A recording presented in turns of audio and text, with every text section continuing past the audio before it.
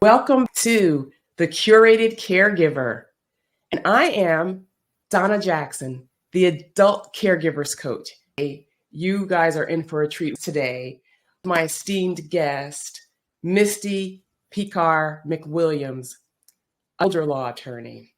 And our series is entitled Caregiving Throughout the Ages. Welcome, Misty. How are you doing? I'm doing well. I'm excited about this. So I enjoy talking about caregiving because it's something that's going to hit us all, right, Donna? You know, to avoid the inevitable is to be naive. And this is one of those things that you can run, but you can't hide. Yeah. And you bring up a very valid point. So Donna told you that I'm an attorney. So, yes, I deal with this on a professional basis, but I also deal with this on a personal basis. I have aging family members. I'm a mom of 3 small kids, so caregiving there. And then what people don't realize is I've done this personally 3 or 4 times. So as I tell people, I've changed 4 diapers, of which 3 are my kids. So it's something that personally I deal with. And I give this example, Donna. My dad was not doing very well. He's passed now, but he had an issue with his foot. He was a diabetic, like a lot of people. And so I was helping him out, thinking I was doing the right thing as a daughter. And the doctor looked at me and said, "Well, did you know you were playing with his ligament?" And I said, "No, I had no earthly idea. I just knew as a caretaker, he had to be taken care of. And unfortunately, he had something exposed." So just be aware, I'm not only coming at it professionally, I'm coming at it personally where, I've had to be there day after day, minute after minute. And there's no easy book. As I tell people, if it was so simple, then there'd be that little yellow book that they put dummies for, whatever, gardening for dummies or cursive for dummies. There's nothing like that. So caretaking's hard. Wow, Misty. I mean, you just jumped right in, right? You just jumped right in. Thank you for sharing that. And do you know, as a daughter, crossing those boundaries with your dad, like it's a head trip. And everybody's not wired for this. Everybody can't do a lot of the things that absolutely necessarily have to be done. And then you are left with, what do you do? If you're the primary caregiver, you're the responsible party.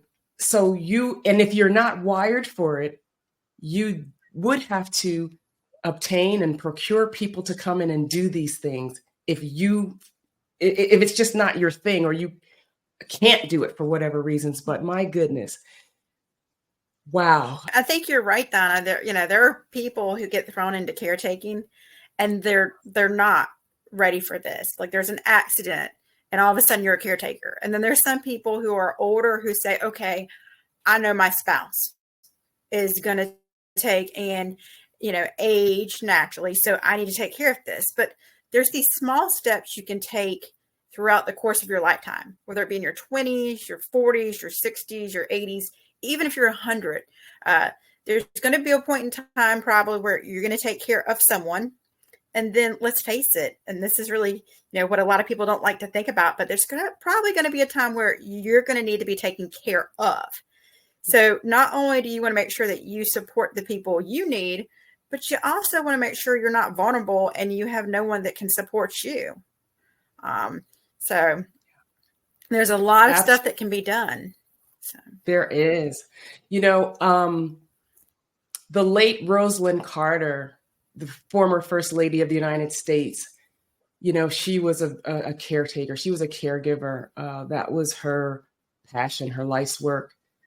And she said, there are 4 kinds of people in this world: those who have been caregivers, those who currently are caregivers, those who will be caregivers, and those who will need caregivers. So all of us fall into one of those categories at some point in the course of our lives. But that's what most people think about with caregiving. And then I'm going to go all the way back to your 20s and then kids.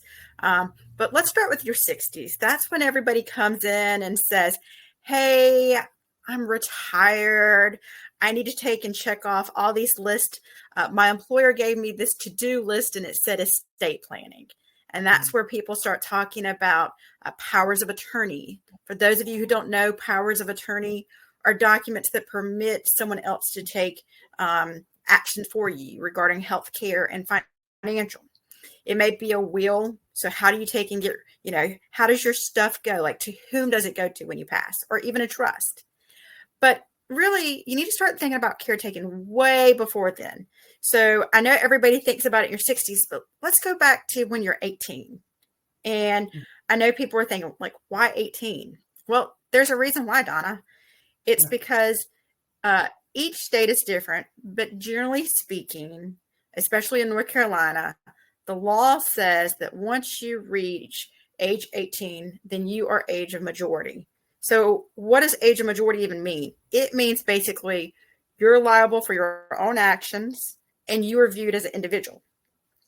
So, of course, 0 to 18, they're considered a minor, is because if they were to do something or they were to take an action, then in the eyes of the law, they're not adult yet. They're not a majority.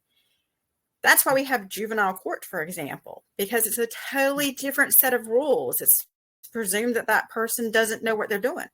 But once you reach 18, that's when basically mom and dad don't get the automatic right to take care of yourself.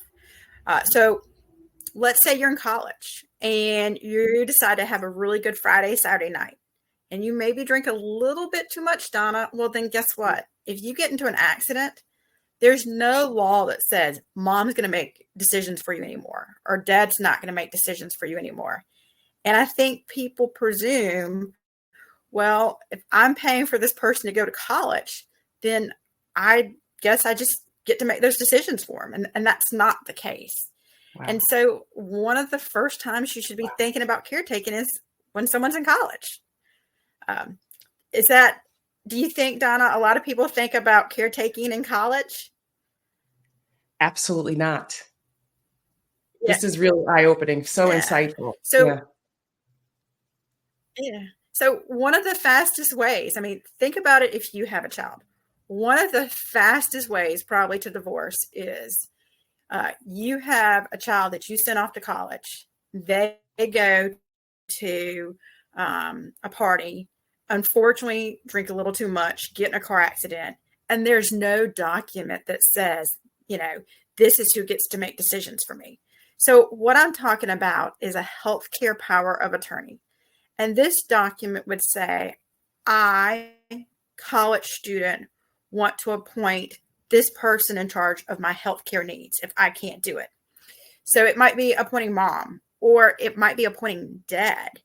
But the benefit to this document is it does take and give a guideline to that mom or dad about what the child does want. And think about this. If you're that mom or dad and you're put in that place, how much more benefit would it be that you get that notion of knowing that you're doing what your child would want to do? And I'd say that really, Donna, covers every decade, your 20s, your 30s, your 40s, your 50s, your 60s, even if you're 100. If you know, as the person who's appointed in that document, that you're doing what that person who needs care wants you to do, I think the peace of mind that you get from that is just, amazing. When you're young, there is another document called a financial power of attorney. And so this says, I, Misty, would appoint Donna to be in charge of my finances. Mm-hmm. It's necessary as far as like paying bills and everything. But if there was one document that in your 20s, I would say it's that healthcare power of attorney. And Donna, most people know about this, but in case you don't, there's another document called a living will. And this living will, which sometimes can be called an advance directive, this additional document is also beneficial to have in your 20s and 30s, especially when you're in college. And this says, at the end of your life. So unfortunately, you get into a vegetative state or a coma, right? And then if you're older, maybe even advanced dementia. It says, do I want to extend my life through artificial hydration, artificial nutrition? And Donna, I would say in your 20s, you probably have a very different thought about whether you want artificial hydration and nutrition than when you're 100, right? Right. Because these have real life consequences. So artificial hydration and nutrition can be a little bit more harder on the body as you get older than younger. It's not to say that, it's going to be easy either way, but as you get older, your body just needs a little bit more for recovery. I mean, we all know that, right? So There's so many different names to these documents.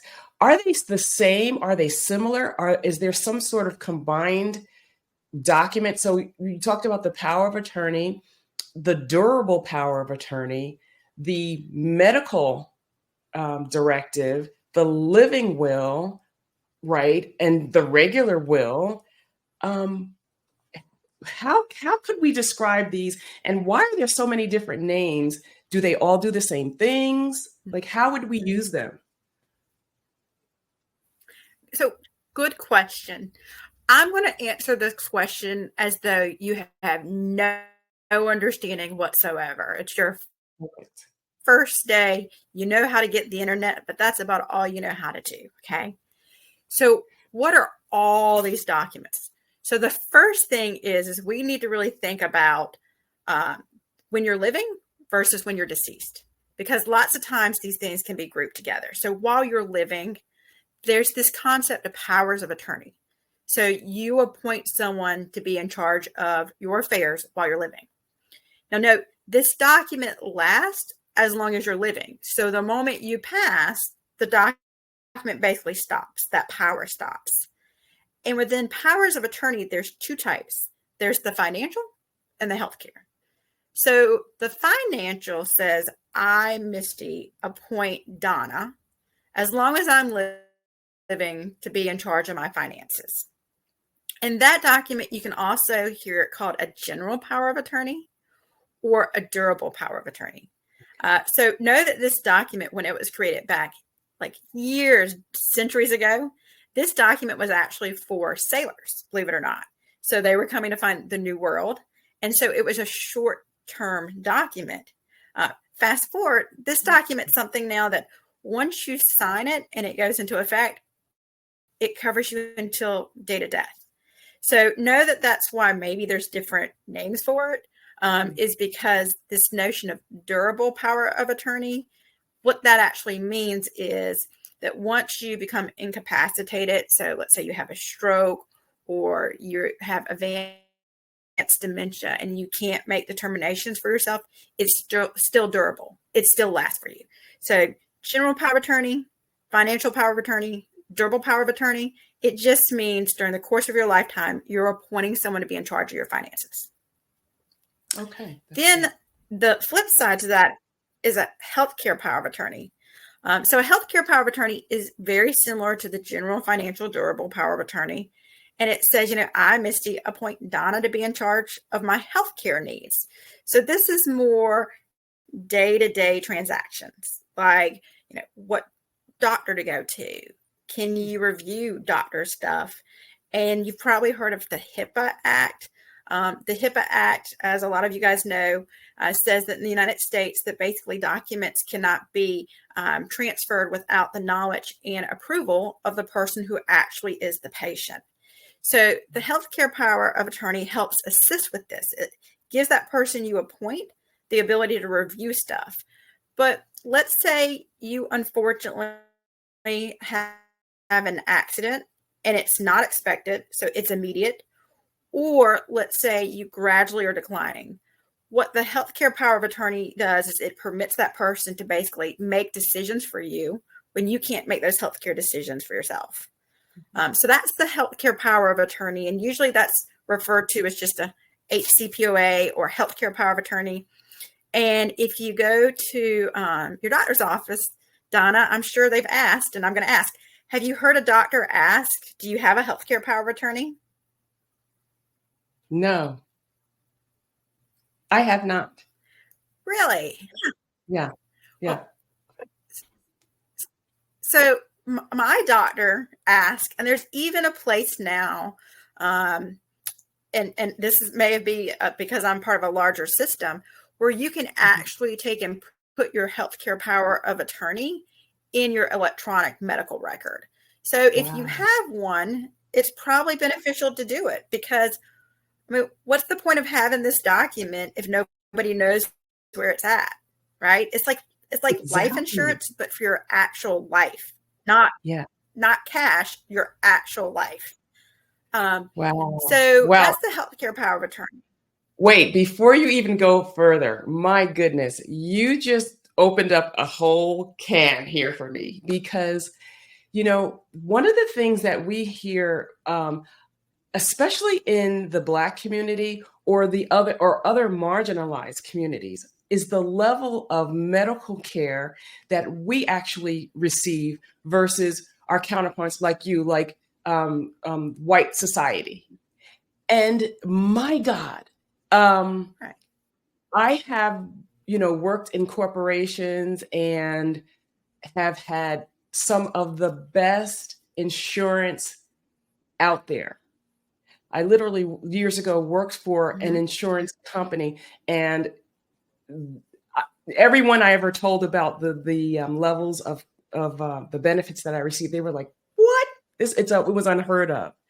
And so, uh, not once in my lifetime have I been to a doctor and they asked me if I had a medical power of attorney in place.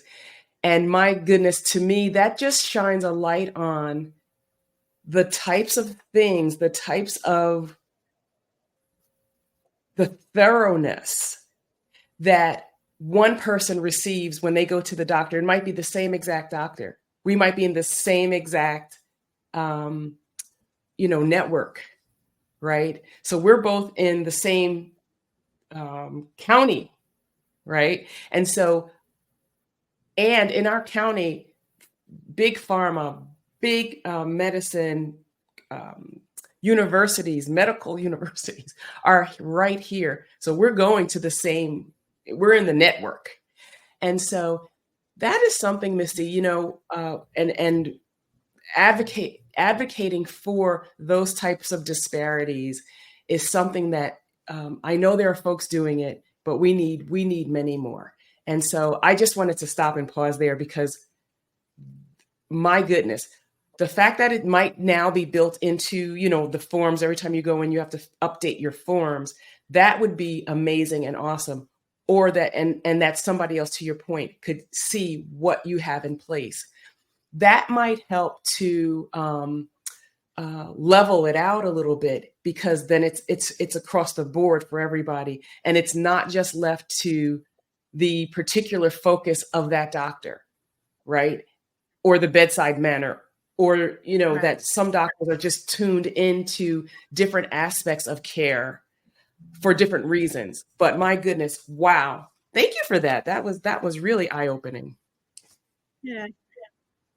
And Donna, you bring up a valid point. So when I heard my doctor asking, it was always my OBGYN. So I shared that I'm the mother of three small kids. So I've given birth 3 times, and they've always asked during child delivery. So I wonder if, like you said, I'm a white woman, if other racial groups have been asked that because, not tooting my own horn, but giving birth 3 times, it's about as closest to death as a woman will get. And I'll leave it at that. That's a totally different story.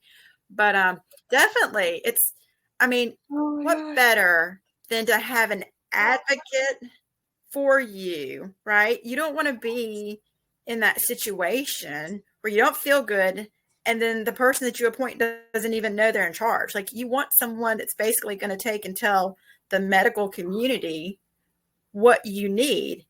And just to throw it back to you, Donna, as to what you said, you're right. Like we know, especially in the United States, it's very well documented that people of racial minorities do not get the same quality of care as the majority. So, do you want one person who is not in the best condition to fight for you, or do you want you and then the entire group of people that you've appointed in your document? For me personally, I want my husband, I want my mom, and I want my brother, who are my 3 people. Because, between the 4 of us, maybe the 4 of us together have a chance against the big pharma and the big medical if we all go against, them together. But I agree. So that healthcare power of attorney, again, going back to the original question, Donna, is, over time. And this is the healthcare power of attorney. This is one that you really want to talk to people about and let them know what's in it, because this is the one where, your money is your money, but your life, like, you want them to know, do you want invasive care? Like, if you are at the point where, unfortunately, it's towards the end stages of life, like, do you want palliative care? Do you want hospice care? So you want the people that are listed in your document to know this. And one of the cool things about this document is attorneys can prepare it, but typically almost in every state, and know this, I always advise go to an attorney. They can give you that professional advice. But this document typically can be found within a government agency. So in North Carolina, the Secretary of State, go to their website and they have this document. It's not like this document's hidden or anything. Some states, you'll have to go to your state's Department of Justice to find it. But Donna, if you just did a Google search, your state plus healthcare power of attorney, you probably would get what's called the statutory form. And what people don't realize about the statutory forms is basically it's word for word what they pull out of the statutes from that state. So statutes just mean the law. So if you find that document, that's how you can get started. And there is also a law federally that this information has to be provided by hospitals. Now, it's hidden on the website. So good luck in getting it, Donna. It's going to be as hard as getting what your rate is for a certain procedure. It's like in the bottom, right-hand side in like 0.2% font. But these documents are out there. You just got to find them. You got to make sure you don't have the wrong document, Donna. And so that's why I say doing this with an attorney is beneficial. Yeah, absolutely. No, but they're out there. Yeah. So you got your 2 powers of attorney. Yeah. And then you've got your other documents, what you might be known as advance directive or living will. And I'm going to throw something else in there in case people don't know about it. And that's the advance instruction for mental health or the psychiatric advance directive. So let's talk about what this whole living will, advance instruction for mental health, or psychiatric advance directive is. So living will or advance directive, basically what it means is at the end of times, do you wish to use medicine to assist your body to perhaps come out of that condition? So advance directive is more the general term. Kind of think of it as like dementia being the general term. Right. And then the living will is the specific thing, much like Alzheimer's is specific to dementia. So the living will is, do you want to extend your life using artificial hydration, which is typically IVs, and then artificial nutrition, which is like a substance base, and typically through tubes, right? To extend your life. And some people will say, yes, I definitely do. And then some people will say, absolutely not.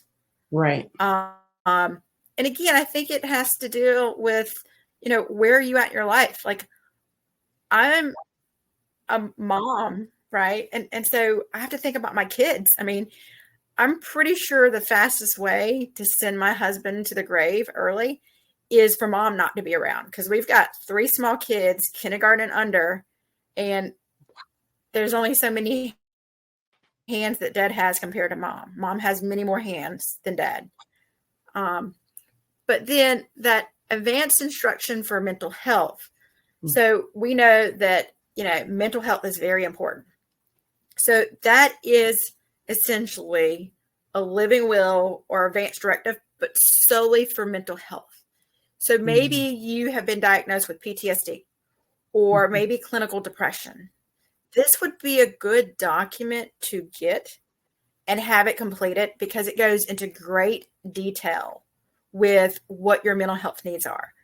And this may be something where you would put in that document that if you took this type of, it may cause you to be aggressive. But that's very important for someone to know if you do go into a hospital setting, not to give you that medicine because you're going to become aggressive. Because as soon as you become aggressive, what are they going to do, Donna? Restrain you. Give you more medicines. So, yeah, exactly. To sedate you. So who wants that? So, so it's also called this advanced instruction for mental health. It's called a PAD, a psychiatric advanced directive. Just like general, financial, durable power of attorney, they all mean the same thing. PAD, a psychiatric advanced directive, and advanced instruction for mental health. Those all mean the same thing. So there's 3 documents, Donna, that people need while they're living, whether they're 20, 50, 80, 100, no matter what, they need these documents to basically assist them. So lots of great information. You guys are going to have to pause this, right? You're going to have to pause this and get all of this information down.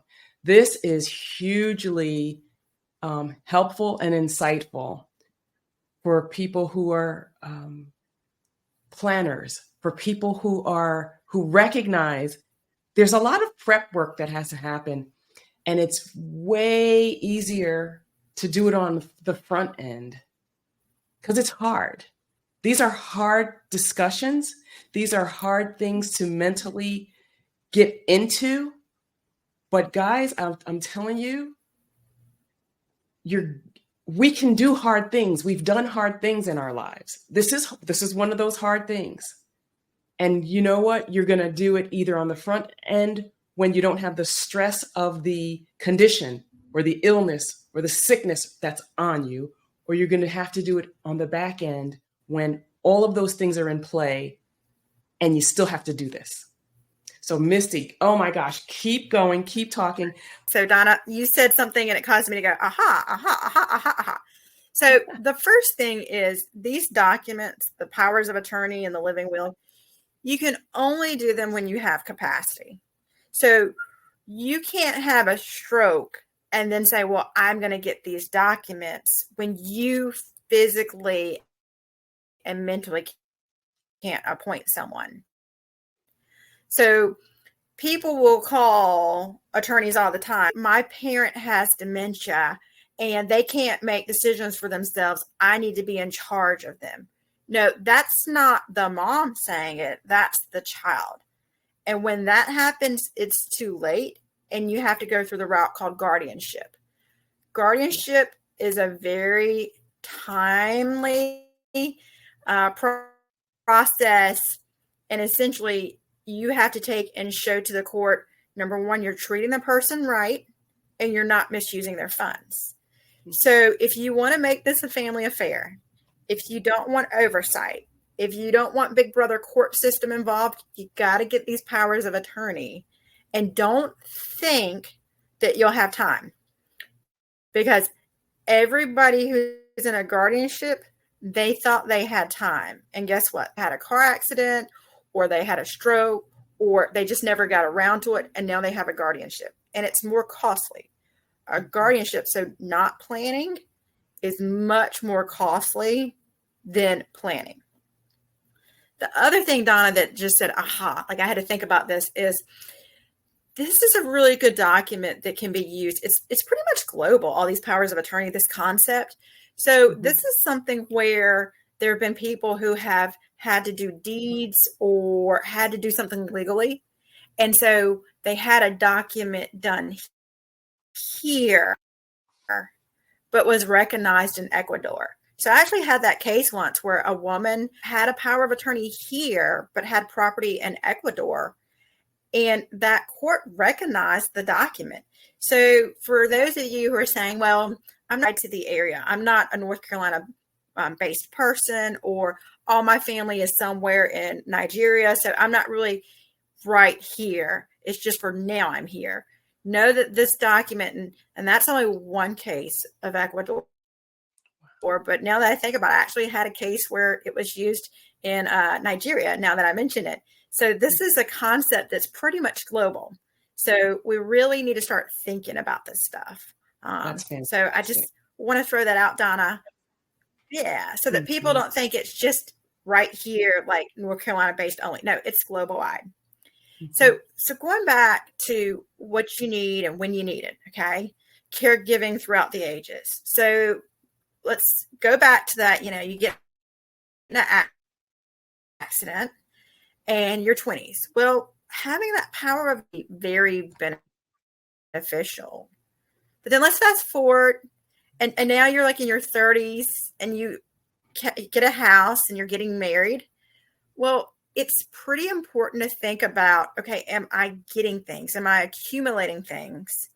And if I'm getting married and I'm getting a house and getting a car, that's when you don't want to happen is for something to happen to you. And then all of a sudden your mortgage isn't getting paid, right? And then let's say as you're in your 30s and 40s, you're getting a family. Like, what's going to happen to those kids? So one of the reasons I personally have a financial power of attorney is if something happens to me, I unfortunately take some medicine and it causes me not to be able to pay my bills. Like, I know that they're going to be able to go to summer camp and that they're going to be able to take and eat, and food's provided for them. Well, that financial power of attorney assures someone will be able to pay the bills for my kiddos. And awesome. What's also really important is that 30s and 40s, you're starting to have a family maybe, and you may be thinking, okay, well, it won't happen to me. I'm just going to throw it out again. Everyone that has a guardianship didn't think it was going to happen to them, but to know who you want to be, in charge of you. So pre-marriage in my 20s, my parents, but now that I'm married and I've got kids, it's a whole totally different ballgame. I want my spouse in charge. Why? Because we're raising kids together. So not only is my spouse in charge of my financial bills, because the mortgage has got to be paid, the house, is not going to take care of itself, the car payments have to be done, but he also makes the determination about that health. And it actually, I think, does make a marriage stronger. And this is my personal opinion, of course, but it's because someone's got your back, right? But then that living will too. So what does that look like? And Donna, I'm pretty sure what my living will look like with my young kids is probably different than when I get older. Because as a mom, I think to myself, like, I need to be with kids. So moms typically are the last to think about themselves. And even in my living will, I'm still thinking about like taking care of my kids. Like, that's my number one goal in my living will right now. Right. Is to make sure my kids are taken care of. Your 30s and 40s. And then, Donna, we get back to the 50s and 60s. This is, bringing it back to the full circle of what we just started with, where people say, well, I'm about to retire and my employer gave me this to-do list, and on it was estate planning and power of attorney, which we now know as financial, general, or durable, the healthcare power of attorney, the living will, which can also be known as an advance directive, and maybe you might need that advanced instruction for mental health, also called a psychiatric advance directive. Oh, and the will and trust, which a lot of people know about the wills and trust, and that's after. So you're deceased, and then where does your stuff go, and to whom, and in what amounts, right? Well, I'm a big fan, Donna, of saying that you really need to start thinking about caretaking as soon as you turn 18. Wow. And then, of course, we can't forget about people who are 80 and 90, even 100. They, of course, need to think about caretaking. They need to be thinking about, number one, and I would say this is probably true for all ages, but more so people that are 80 and 90. Number one, who are you going to lean on as you get older to assist you? But also think about it this way: who depends on you as well? Because there are a lot of people in their 90s who maybe their kids, their adult kids, live with them. And so, whereas, for example, the adult daughter may assist with those daily functions of dressing or caretaking or bathing, maybe the house is in the name of the mother. And so you need to think about, the role play, not only the one that needs care, but also, how do people depend on you? So there's a lot to be said about caregiving. It's not a one and done. Yeah. And I always say, use this acronym. So BWAD.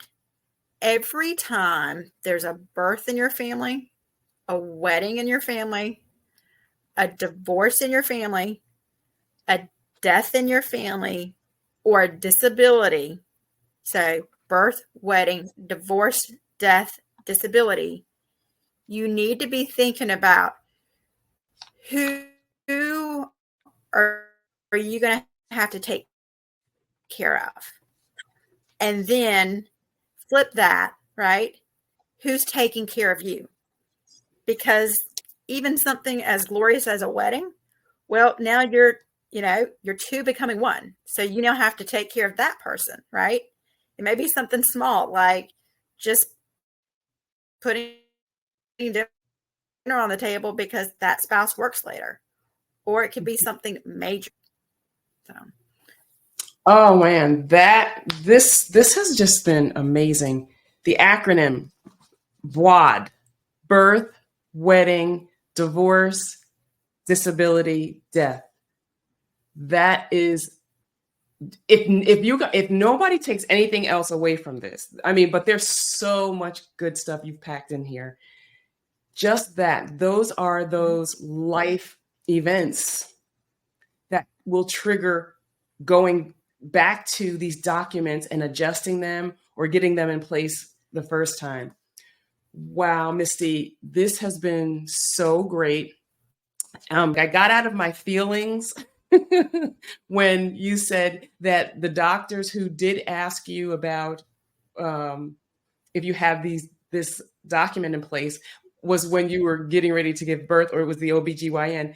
So I got out of my feelings because I don't have children. So I was like, okay, it's not so like blatantly like terrible. Right?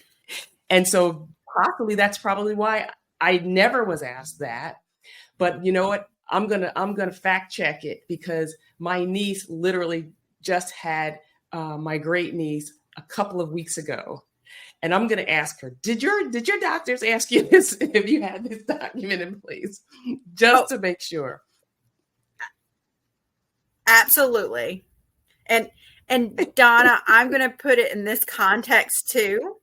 What I remember personally is my last childbirth, which was just 2 years ago, the doctor looking at me and saying, you're inactive, and myself to the hospital. Well, I have been induced every single time. So I didn't know what active labor was. And he was like, you literally drove yourself across the city not knowing you're in active labor. So I definitely think next time we should open up with whether or not your family member did get that question asked. But Absolutely. Yeah, so like I said, maybe it's just because I was dumb enough not to know what it is to feel like an active labor. Who knows? Oh, wow. That's good. Decades of life, right? So we 20s, how you can suddenly be thrust into this place because of, like you said, you're partying a little bit too hard, had a little bit too much to drink, and you're in an accident, or by no fault of your own, you something happens, right? 30s, children, marriage, 40s, the Right. house comes, all the things you're building, building, building. And then you get into your 50s and 60s, retirement. We talked about how planning for this versus just letting it gradually happen and everybody's avoiding it because it's difficult. For whatever reasons in your family, you're tagged the caregiver. You're the one who everybody goes to. You may have your life, your family, all of the things going on, your job, but you might be a part of a unit, family, siblings, and the lion's share always falls on you versus you being, an only child and the caregiving falling on you. Obviously being the designated caregiver versus one among siblings. Have you seen anything in your work or the types of issues that come about in those two different scenarios?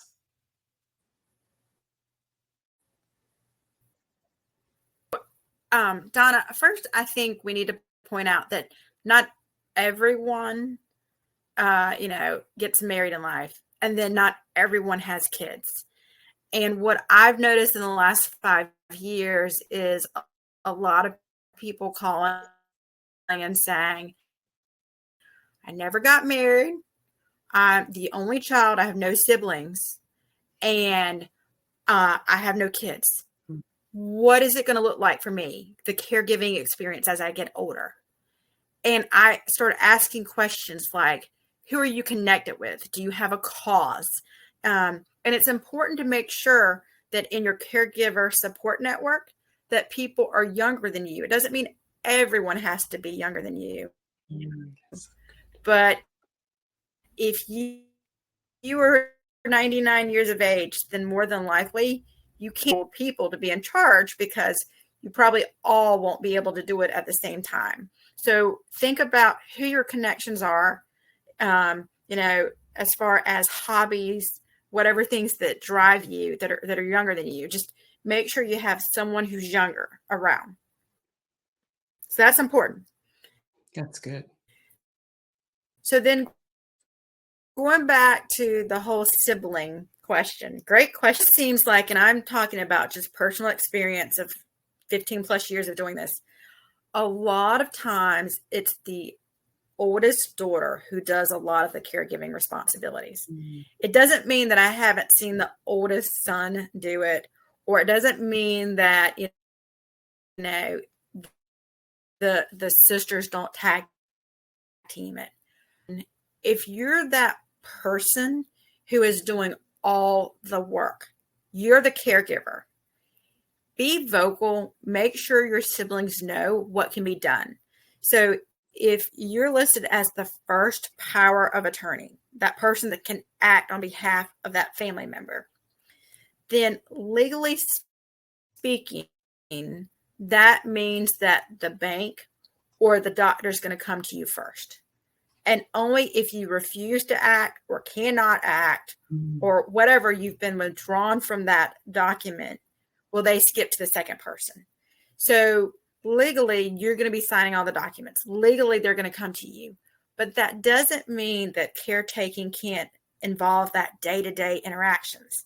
So let's say, and in fact, I do this, Donna, to be honest with you. My mom, that my brother can't call my mom on a daily basis just to check in with her, see how she's doing, and then just send me a quick text and say, hey, mom's doing fine. Yeah, she's watching.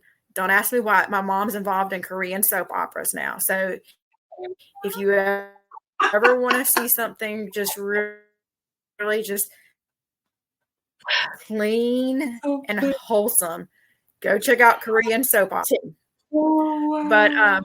But, be vocal, right? About how you need that help, because lots of times if you're not vocal, then of course there's going to be that animosity that develops among siblings. Mhm. And Yes. then also, I think it's important, if you're the person in charge line, to see what it's like. So, it's difficult taking care of someone. And so I always say the people with the most advice are the people who have never been a caretaker. Mhm. So if they're saying, well, if mom just did this, or my spouse would do them to actually do it and take part in it, so that they realize that perhaps that well-intended advice that they're giving you can just be thrown out the door. Because Mhm. again, if it was so easy, there'd be tons of books for dummies written about this subject, and there's not. So Mhm. for caregiving, I tell people what works today will probably not work for the person right beside who met the same condition. And then what works today. It's important to really be dependent upon that whole support system and making sure that you encourage people to partake and help you. However, no, Donna, something that I will throw in there because of technology is Mhm. with a healthcare power of attorney, it's really important. I mean, there's logistics involved, right? So actually being in close proximity, maybe, and taking someone to the hospital or the doctor's office. But with finances, and we're very much a global society, you can put everything online. So one way to maybe assist is in proximity with a person who needs care. They're the healthcare power of attorney. And then the Mhm. financial could always be the person who's furthest away, Mhm. because it's easier to have oversight to make sure that someone's not being scammed out of money, or that, if you can do it all online. But you Mhm. can't necessarily do healthcare online. And so break it up that way. Think about it that way too, which is a way to think about it, how to take some of the responsibilities off of just one person. That is a great strategy. I love it. Um, I just, because we're in this space, we just know lots of scenarios with a lot of people involved. And so, although I really think that's a great strategy, because it also takes a lot of temptation off of the person who is right there in the home with the elderly person, in terms of access to monies. You know what I mean? It's just a slippery slope. Things can just be justified, like, well, this is for mom, like, even though this is, a subscription to Haagen-Dazs for the rest of the year for me, because I need this to calm down after the day with mom. Like, it's not really for mom, but she's benefiting because I'm calmer, because I'm eating this ice cream, whatever, however the justification kind of comes in. I love the check and balance of the finances, if possible, being handled by someone who's not physically there. At the same time, I see how things can happen. And as you know, in the space of caregiving, things are happening quickly, uh, without notice. And so what if monies are needed right now today, and the person who has access to that purse strings are, you know, in another time zone, or just not available 24/7, that might be a challenge too. So maybe a balance would be that there is an allotment of funding that's right there, available for the person, but that the majority of the funding is in another place. I can see that. Um, One of the other things that you made me think of, Misty, is when you indicated that, and this is for some people to understand, that you can have more of one power of attorney. and they're in positions first, second, and so on. What have you seen in terms of the conflict between the powers of attorney, if any? And I get it that if the person who is in first, they're in first, period, unless they've been rendered unable or unwilling to do things. Who's to treat her two kids equally, or if there was never any kids involved, they don't want one sibling to feel like they're favored over another. On the other hand, it's really interesting how the men will come in and say, I know exactly who I want to be in charge of me. It's like this, well, if I'm going to appoint somebody, I want the person who's best qualified. Now, again, I know that's very stereotypical to say, but this is just what I've personally observed time and time again. Co-powers of attorney. So what co-powers of attorney means is that you put two in charge. So literally what that means is the bank may require both individuals to sign for stuff when things need to be done. Or the doctor may want both people to come to an agreement to get things done. And that typically can happen.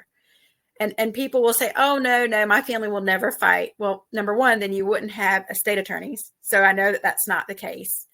But I also use this analogy. So if you've ever had kids, right, I will say to people, look, you guys never got a divorce, but you raised this child. And this child knew if they wanted to go play, and they would go ask you or your spouse. You're still married. The left hand and the right hand did not necessarily agree. So let's put it in the context of a healthcare decision, okay? The doctor's going to come to two people, just like that child came to two people, and there's a decision to be made. Ooh. It's very easy to make the decision whether or not Sally's going to go on a Friday night to go play at a friend's house. But then put it in the context of how long is this person going to live and for how long? Well, then I assure you, there's either going to be guilt, and there's a ton of guilt that can go with caretaking, where somebody's going to say something and that statement's going to make, come around the next family dinner. So that's why I tell people just put one in charge. And then if that person that's in charge either cannot act or maybe they refuse to act. For example, take and have one person in charge, but they're always with you. Maybe they're your mode of transportation. You want to have a backup to that, and then you want to have a backup to your backup.